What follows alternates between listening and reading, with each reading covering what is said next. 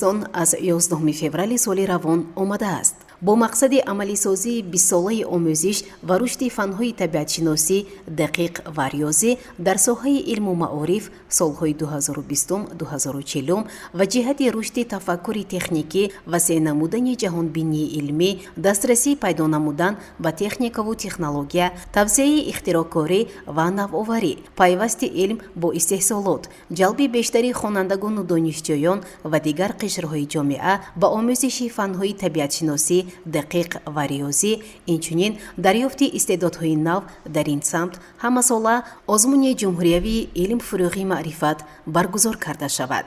Назира Алимова, омӯзгори муассисаи таҳсилоти миёнаи умумии рақами 15, мегӯяд, чанд нафар шогирдонаш дар озмуни илм фурӯғи маърифат ширкат варзиданд. дар озмуни ҷумҳуриявии илм фурӯғи маърифат шогирдам хонандаи синфи 11А Сафару Фуромиш иштирок намуда ба даври ҷумҳуриявӣ рохат гирифт.